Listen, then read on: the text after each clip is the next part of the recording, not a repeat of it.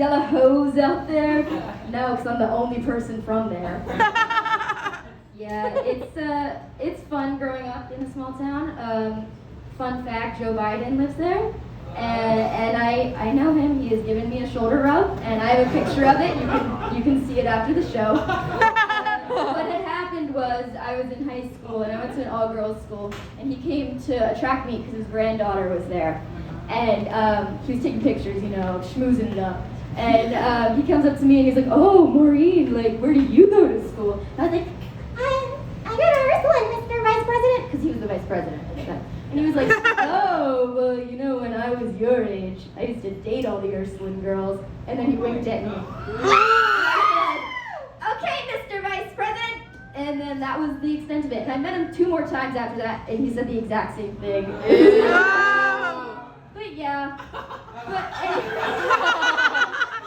So since I know Joe Biden, I just want to put it out there that you can't heckle me because the White House doctor said I'm too sensitive for it. I think the biggest fear I have with people heckling me is I'm not very good at improv, so it's like, I think I would take like 3 to 5 business days to respond. I need to know what I'm gonna say, but my therapist thinks I should get over my fears.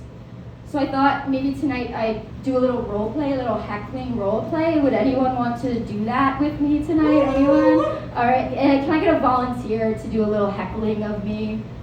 Anyone back there? Oh, can you come up here? Awesome. All right. What's your name? My name is Bridget. Okay, Bridget, here is a pre-approved script. You'll read from that. I'm gonna, start off like I just said a really funny joke, and then I'll point at you for your cue. All right, ready? And so then I said, "Check, please." Oh, you suck. Yeah, I sucked on your mom real good last night. Hey! My mom is dead.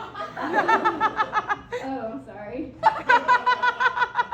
You are a total freak loser. Well, your dad didn't mind me being a freak. Oh! Hey! My dad is dead.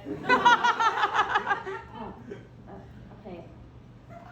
Bridget, that's your name? I'm really sorry. I shouldn't have gone there. That was it. You never really know what's going on with someone behind closed doors. You should always think, what is this person going through? Like, you might look at me and think I'm super happy and funny, but secretly I'm like depressed, I can't get out of bed. But the only thing that can get me out of bed is a Red Bull sometimes. And you know what they say about Red Bull? It gives you wings.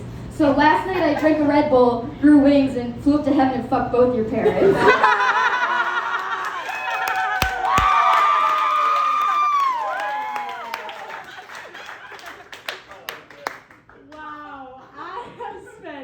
Nights racked with guilt thinking my parents are suffering in hell for raising a child who heckles a woman for trying her best. But you saying they are in heaven has brought me great comfort. I've seen the error in my ways. I vow today that I will never see a comedy show again because this is the funniest thing I will see. I'm sorry for heckling such a beautiful woman. I'm legally obligated, out of the kindness of my heart, to buy you a drink now. Sincerely, Bridget.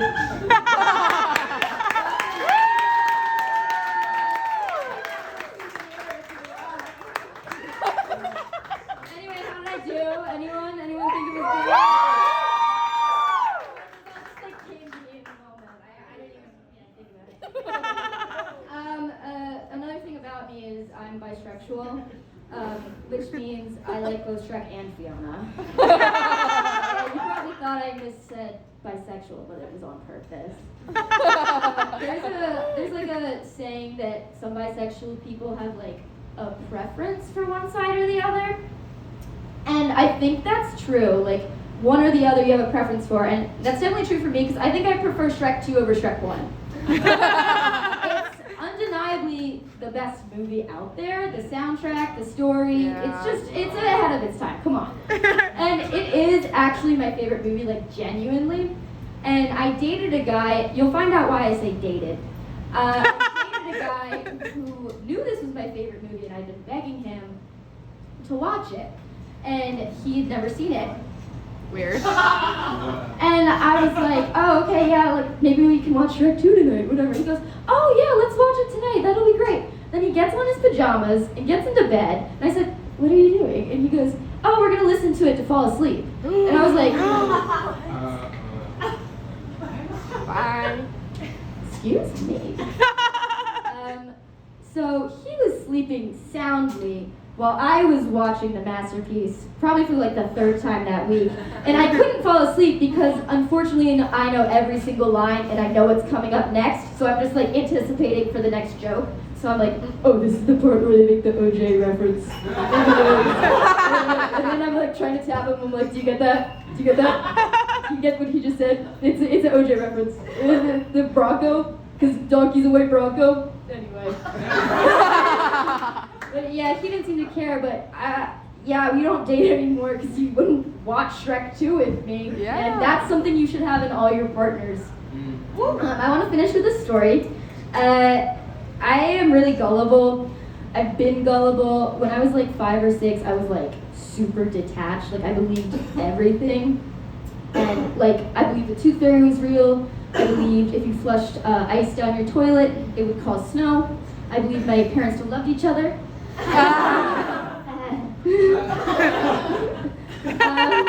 But one time my family went to Disney, as families usually do, and there was a Honey, I Shrunk the Kids exhibit. And I don't know if any of you had ever been to it, but it's like this big playground pretty much that all the, I don't know what it's called. The accessories were huge, and it makes you feel like you're small. Like they had a giant magnifying glass and like big tall leaves of grass. And I was really, really scared. Like I thought Disney was doing inhumane testing on people and shutting them down. And so I ran out of the exhibit. I was like, no way. But at the same time, Ron Stoppable and Kim Possible were doing their rounds. And Ron Stoppable was my first crush, and that tells you everything you need to know about me. I was really scared. My parents were like, oh, you gotta go get a picture with him. But I would rather shrink myself down to avoid a man than do anything else. So I ran back into the exhibit because I was afraid of him. But it was, it's probably for the better because it would never work out between us. I was 5, he wasn't real, like, it wouldn't have worked out. But I stayed in that exhibit for a little too long, and that's why I'm permanently this height.